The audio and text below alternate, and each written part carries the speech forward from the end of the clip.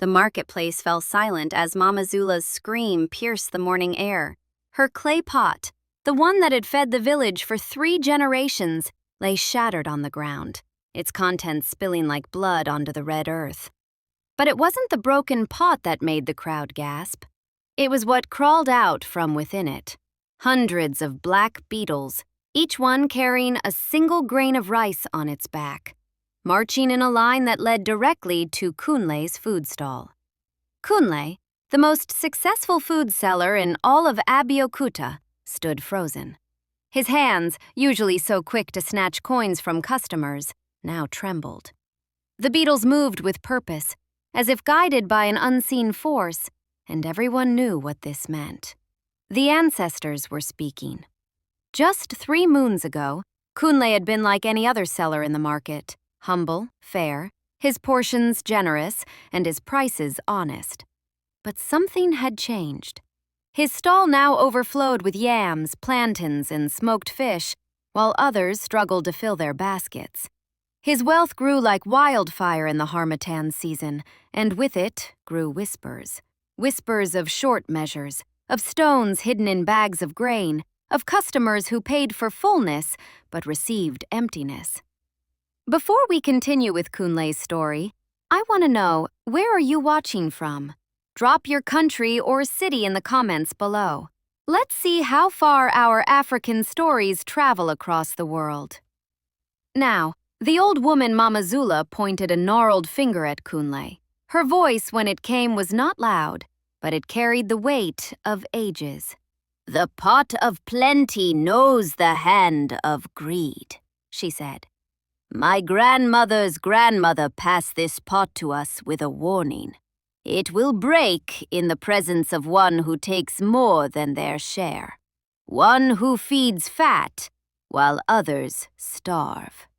Kunle laughed nervously, but the sound died in his throat. The market was watching. His customers were watching. And as the last beetle disappeared into a crack in the earth at his feet, he felt the ground beneath his stall shift ever so slightly. That night, as Kunle counted his coins by lamplight, he heard it. A low rumbling from beneath his floorboards, like the earth itself was hungry. He pressed his ear to the ground and heard what sounded like thousands of tiny feet marching, marching, marching. And then, a voice, ancient and patient, whispered from the darkness below. "Feed me, Kunle, or I will feed on you." Kunle didn't sleep that night. How could he, when every shadow seemed to move with purpose, when every creak of wood sounded like footsteps approaching? He told himself it was exhaustion, that Mama Zula's words had simply unsettled him, that the beetles were just beetles and nothing more. But as the cock crowed to announce the dawn, Kunle discovered that his nightmare had only just begun. His storeroom door stood open. He knew he had locked it with 3 different locks, each with a key he kept close to his chest. Yet there it was, swinging gently in the morning breeze, inviting him to look inside. His heart hammered against his ribs as he approached, each step heavy with dread. The storeroom was empty. Not just empty, completely bare. Every sack of rice, every bundle of yams, every basket of peppers and tomatoes, gone. Vanished as if they had never existed. The shelves that yesterday groaned under the weight of his hoarded goods now held nothing but dust and the faint smell of earth. In the center of the floor, pressed into the dirt, was a single massive footprint. It was shaped like a human foot, but it was the size of a grinding stone, and each toe ended in what looked like a beetle's claw. Kunle stumbled backward, his mind racing. This had to be theft. Someone was trying to ruin him. He would go to the village chief, report this crime, demand justice. But as he turned to leave, he saw something that stopped him cold. Written on the wall in what appeared to be ash were words in his mother's language. The earth gives, and the earth takes away. What you have stolen from the soil will be returned to the soil. He ran to the market, desperate to open his stall, to prove that he still had something to sell. Perhaps the storeroom had been an illusion, a trick of exhausted eyes. But when he arrived, he found his stall surrounded by the other market sellers. They weren't looking at him with sympathy. Their faces held something else. Recognition, perhaps? Or grim satisfaction. "Your scales, Kunle," said Babatunde, the old spice seller who had been in the market longer than anyone could remember. "Look at your scales." Kunle's measuring scales, the ones he used to weigh out portions for customers, had transformed overnight. The metal had turned to stone, and carved into each weight were scenes that made his blood run cold. They showed him, clearly visible despite the crude carving, adding stones to bags of grain, pouring water into palm oil to increase its volume, using a hollowed-out cup that appeared full but held half the measure it should. His crimes, recorded in stone for all to see. "The Earth Mother is not blind," Babatunde said quietly. "She sees every seed planted and every seed stolen, and she always balances her accounts." As the market sellers dispersed, leaving Kunle alone with his stone scales and empty stall, he heard that voice again, clearer now in the daylight. It seemed to come from everywhere and nowhere, from the ground beneath his feet, from the air around him, from inside his own chest. 3 days, Kunle. You have 3 days to restore what you have taken. 3 days to feed those you have starved. 3 days before the earth opens and takes its payment in full. Kunle looked down and saw that the ground around his stall had begun to crack, thin lines spreading outward like a spider's web. And from those cracks, he could see movement in the darkness below. Thousands upon thousands of beetles, waiting. Kunle's first instinct was to run. He could leave Abeokuta, start fresh in another town where no one knew his name or his deeds. He had coins hidden away, not in his house where the earth could claim them, but in a leather pouch he kept tied around his waist. Enough to begin again, to rebuild his business somewhere the ground didn't speak and beetles didn't judge. But as he packed his belongings in the pale light of dawn, he found that his coins had changed. Each one he pulled from his pouch was no longer metal, but clay, and each clay coin crumbled to dust the moment it touched his palm. Within minutes, his entire fortune, years of careful saving, of calculated cheating, of accumulated greed, had become nothing more than a pile of red earth on his floor. "No, no, no!" Kunle fell to his knees, desperately trying to gather the dust, as if he could somehow press it back into coins. But the earth slipped through his fingers like water, and when he looked up, he saw his own reflection in the small mirror on his wall. He barely recognized himself. His face had become gaunt overnight, his eyes sunken, his skin ashen. He looked like a man being eaten from the inside out. The voice came again, softer this time, almost gentle. "You cannot run from the earth, Kunle. Wherever you go, you walk upon her. Wherever you sleep, you lie upon her. She is patient, she is everywhere, and she always collects what is owed." Kunle staggered out into the street, his mind spinning with panic and the beginnings of something else, something that felt uncomfortably like shame. The village was waking up around him, and he saw it now with new eyes. He saw Mama Aduke, the widow, trying to make a pot of watery soup stretched to feed her 5 children. He saw young Emeka, the farmer's son, thin as a reed because the drought had taken their crops, and they had no money to buy food at the inflated prices Kunle charged. He saw the children with swollen bellies, the old people with hollow cheeks, the mothers who smiled at their families while eating nothing themselves. And he realized, with a horror that made him physically sick, that his warehouse of plenty had been built on their warehouse of nothing. "I didn't know," he whispered. But even as the words left his mouth, he knew they were a lie. He had known. He had seen. He had simply chosen not to care because caring would have meant smaller profits, and profits had become his only god. On the second day, Kunle's body began to change. He woke to find that his hands had become rough and calloused, though he had not done any hard work. His back ached, as if he had spent hours bent over in the fields. His stomach cramped with a hunger that no amount of food could satisfy. And he had food, still, in his personal stores. But every bite tasted like ash, and every swallow felt like swallowing stones. "You feel it now," the voice said. "The hunger you have created in others. The pain of an empty belly while watching another feast. This is what you have sold to your people. This is what you must now buy back." That evening, as the sun set blood-red over Abeokuta, Kunle went to the great Iroko tree in the center of the village, the tree where the elders sat and disputes were settled, where truth was spoken and justice was served. He had avoided this place for months, fearing that someone would bring accusations against him. Now he went willingly. Mama Zula was there, as he knew she would be. The old woman sat on her wooden stool, her blind eyes somehow seeing more than his ever had.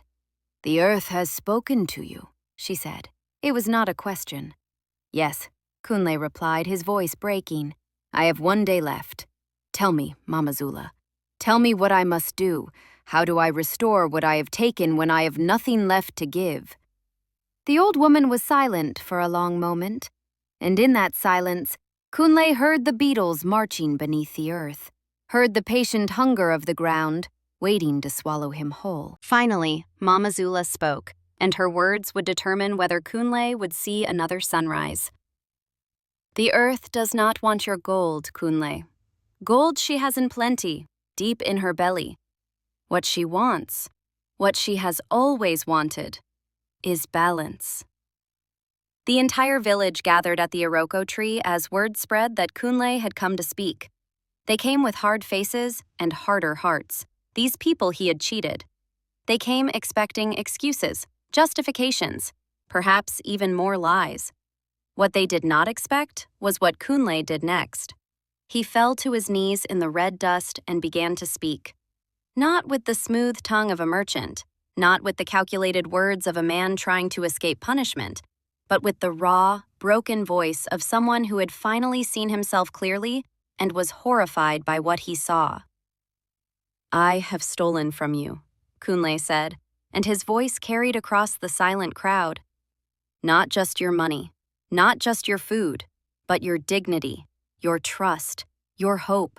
I have watched children go hungry while my storerooms overflowed. I have seen old people choose between medicine and meals while I counted my profits. I have heard your cries and closed my ears because the sound of falling coins was sweeter to me." He reached into his wrapper and pulled out the small leather-bound book he had kept hidden for 3 years, his true accounts, where he had recorded every cheat, every short measure, every inflated price. His hands shook as he held it out to Mama Zula. "It is all here. Every person I have wronged, every coin I have taken unfairly. I have kept precise records because," he laughed bitterly, "because I was proud of my cleverness. I documented my own crimes, like a fool documenting his wisdom." Mama Zula took the book and passed it to Baba Tunde, who began to read aloud. The list was long, painfully long. With each name called, someone in the crowd gasped or wept or cried out in recognition. The amounts varied, sometimes just a few cowries, sometimes enough to have fed a family for a month. But added together, they represented a staggering theft. Mama Aduke, 20 measures of rice, sold as 25. She paid for 5 measures she never received. Emeka's father, palm oil cut with water yet charged at full price, enough to have bought 3 goats with the difference. Old Papa Chike, medicine money taken for spoiled yams sold as fresh. He died before the new moon, unable to afford the healer. That last one broke something in Kunle. Papa Chike had died? He had known the old man was sick, had seen him counting out his few precious coins to buy yams that Kunle knew were half rotten inside. And he had taken the money anyway, had smiled and wished Papa Chike good health, had watched him walk away with food that would make him sicker. "I killed him," Kunle whispered. "I might as well have pushed him into the grave myself." The crowd murmured, anger and pain rippling through them like wind through grass. Some called for justice, for punishment, for Kunle to be driven from the village. But Mama Zula raised her hand, and silence fell once more. "The earth has already begun her justice," she said. "Look at him. Really look." And they did. They saw what the earth's curse had done to Kunle, the gauntness, the trembling, the look of a man being hollowed out from within. They saw the cracks in the ground spreading from where he knelt, saw the beetles emerging from those cracks, circling him like guards around a prisoner. "You have 1 day left, Kunle," Mama Zula said. "1 day before the earth takes her payment. But the earth is not cruel. She is just. She offers you a choice. You can run, and she will hunt you down and take what she is owed. Or you can stay and attempt to restore the balance." "How?" Kunle asked desperately. "I have nothing left. My food is gone, my money is dust. My storerooms are empty. How can I repay what I have stolen when I have nothing to give?" Mama Zula's blind eyes seemed to see straight through him. "You have the one thing that truly matters, Kunle. The one thing the earth values above all else. You have your labor, your sweat, your willingness to serve instead of being served." She stood, and her voice rang out across the village like a bell. "Tomorrow is the final day. From sunrise to sunset, Kunle will work. He will work the fields of those he has wronged. He will carry water for the widows. He will gather firewood for the old. He will serve without rest, without complaint, without thought of reward. And if his labor is true, if his heart has truly changed, then perhaps, the earth will accept this as payment." "And if it doesn't?" someone called from the crowd. Mama Zula looked down at the cracks in the earth, at the beetles waiting in their depths, at the hungry darkness below. "Then the earth will take him, and the balance will be restored in blood and bone, instead of sweat and service." That night, Kunle did not sleep. How could he, knowing it might be his last night above the ground? Instead, he sat by the iroko tree and listened to the earth beneath him, to the voice that had haunted him for 3 days. "Are you ready, Kunle?" the voice asked. "I don't know," he answered honestly, "but I will try. If I died tomorrow, I will die trying to make things right." The voice was silent for a moment, and then it said something that surprised him. "That is more than most would do. The earth does not expect perfection, Kunle. She expects effort. She expects change. She expects you to become what you should have been all along." As the first light of dawn touched the horizon, Kunle stood and looked toward the east. His final day had begun. The day that would determine whether he lived or died, whether he was redeemed or devoured. The day that would teach the village and himself the true cost of greed and the true value of a single day of honest work. The sun had barely cleared the horizon when Kunle arrived at Mama Aduke's small farm, a crude hoe over his shoulder and his body already trembling with exhaustion from a sleepless night. The widow stood at her door, arms crossed, her 5 children peering out from behind her wrapper with wide, uncertain eyes. "I have come to work your field," Kunle said simply. "I owe you 25 measures of rice. I cannot give you rice, but I can give you my hands, my back, my labor. Please, Mama Aduke, let me try to make this right." The widow studied him for a long moment, and Kunle saw the hardness in her eyes, the hardness that came from too many hungry nights. Too many times she had stretched one meal into 3. Too many lies she had told her children about why Mama's belly wasn't hungry. Finally, she nodded. "My field needs clearing. The weeds have taken over because I cannot work it and also feed my children. If you can clear it by midday, I will consider your debt to me reduced." Reduced, not forgiven. Kunle nodded. It was more than he deserved. The field was worse than he had imagined. Weeds grew thick and tall, their roots deep in the stubborn red earth. The sun climbed higher, turning the air into a furnace, and Kunle worked. He worked like he had never worked in his life, not with the quick, clever movements of a merchant shortchanging a customer, but with the slow, honest labor of a man trying to pay back what he had stolen.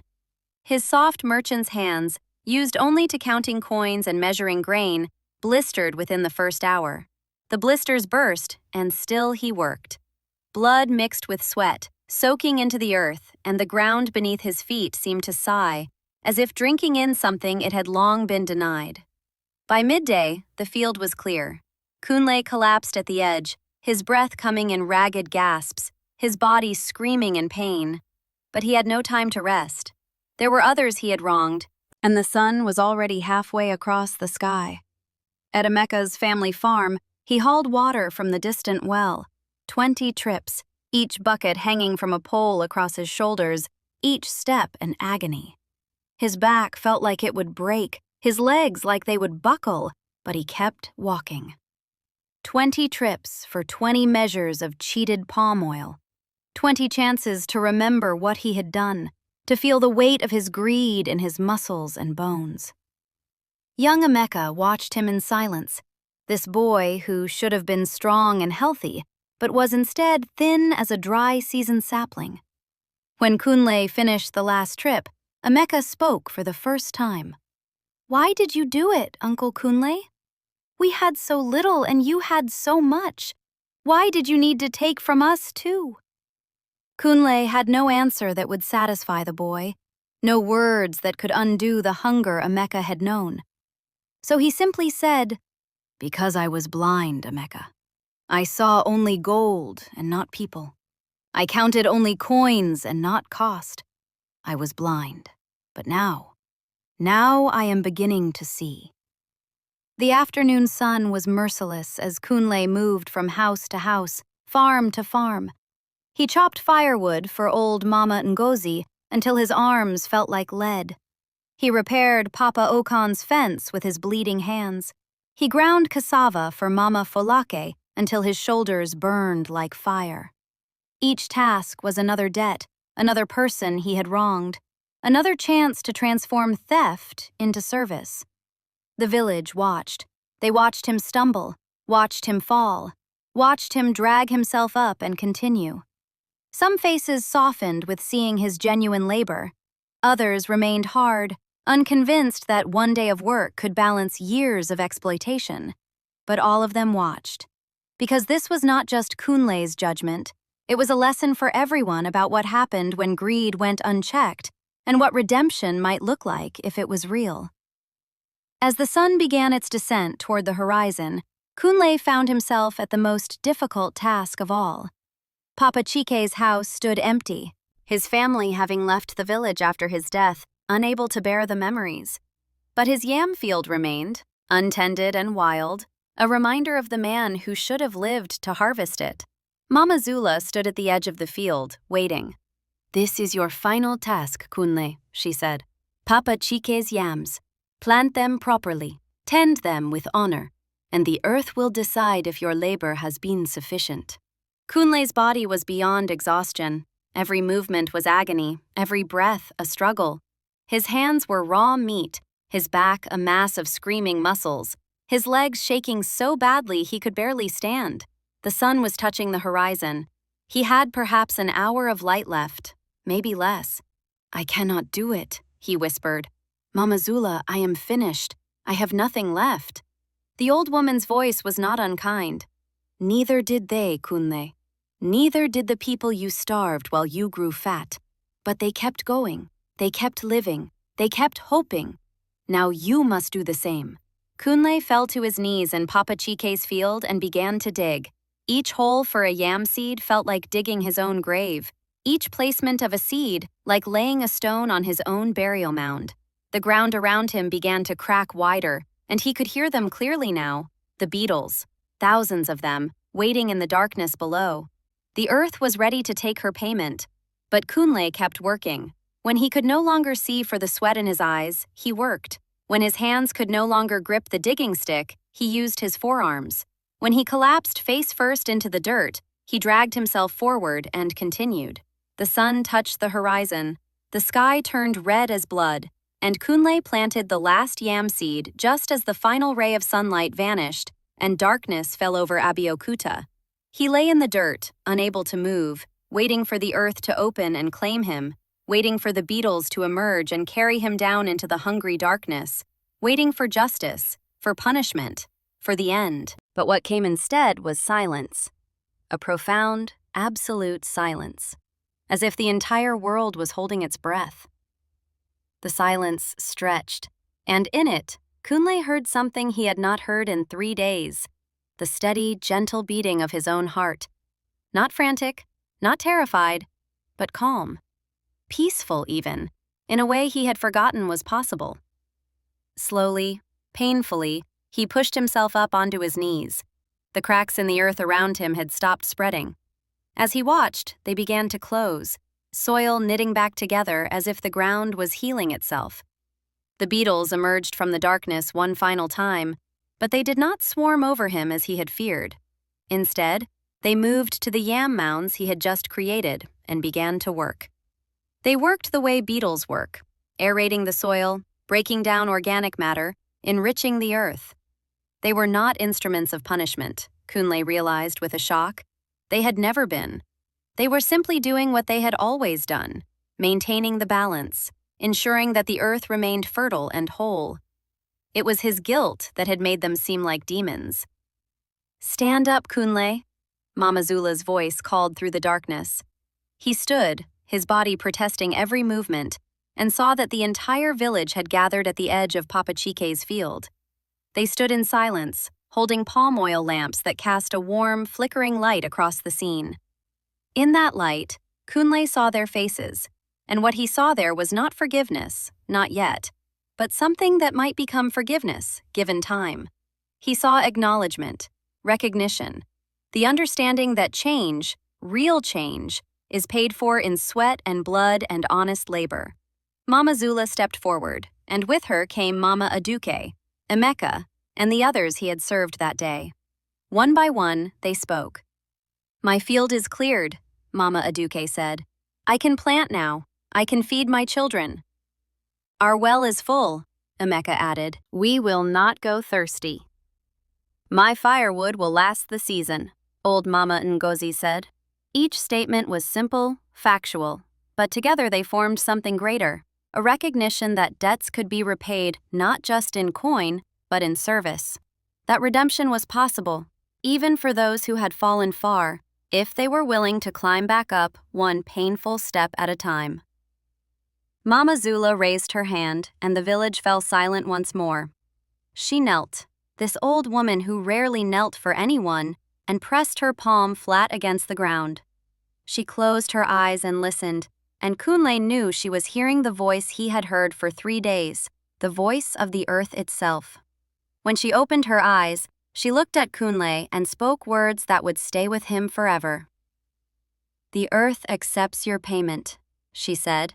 "Not because one day of labor equals years of greed, it does not, but because you have learned what she has been trying to teach you, that wealth means nothing if it is built on the poverty of others, that fullness means nothing if it comes from creating emptiness, that no man stands alone, we all rise together, or we all fall together." She stood and addressed the entire village. "Kunle's debt is not erased. It is simply transformed. He will continue to work, to serve, to give back, but he will do so as one of us again, not as our enemy. He will do so knowing that the earth is always watching, always weighing, always balancing her accounts. Kunle felt something shift inside him then, not just relief at having survived, but something deeper. A fundamental change in how he saw the world. He looked at the faces around him and saw not customers to be exploited, but people to be served. He looked at the earth beneath his feet and saw not just soil, but the source of all wealth, all life, all balance. "I will work," he said, his voice hoarse but firm. "Not just tomorrow, but every day after. I will measure fairly. I will charge honestly. I will remember that every transaction is not just an exchange of goods, but an exchange of trust. And when I am tempted to take more than my share, I will remember this day, and the beetles in the darkness, and the voice of the earth." 3 years passed. Papa Chike's yam field, tended now by Kunle with the same care he once gave to counting his profits, produced the finest harvest Abeokuta had ever seen. Kunle sold those yams at fair prices and gave half the proceeds to Papa Chike's children in the neighboring village. His new food stall was modest, not the sprawling empire he had built before, but an honest business where every measure was true and every price was just. He made enough to live, and not much more, but his sleep was deep and peaceful, untroubled by the sound of beetles marching or the voice of an angry earth. Other villages heard the story, and they came to see the man who had been judged by the earth itself and survived. They came to hear Mama Zula tell the tale of the greedy food seller who learned, through pain and labor and genuine change, that true wealth is not measured in gold, but in the trust of your community and the peace of your conscience. And sometimes, on quiet evenings when the market had closed and the village was settling into sleep, Kunle would kneel at the edge of Papa Chike's field and press his palm to the ground, just as Mama Zula had done, and he would listen to the earth, not with fear now, but with gratitude. Gratitude for the lesson that had saved not just his life, but his soul. The earth, in her infinite patience, would whisper back, "Balance, Kunle. Always balance." The moral: greed may fill your pockets, but it empties your soul. True wealth is not found in what you take from others, but in what you give and in the honest work of your hands. The earth sees all, remembers all, and demands balance, not through cruelty, but through justice. When we exploit others for personal gain, we create a debt that must eventually be paid. And that payment is always more costly than what we would have given freely in the first place. Now it's your turn. If this story touched your heart, if it made you think about how we treat each other in our communities, then I need you to do 3 things right now. First, smash that like button. Let me know this story resonated with you. Your likes tell me to bring you more powerful African moral stories like this one. Second, drop a comment below.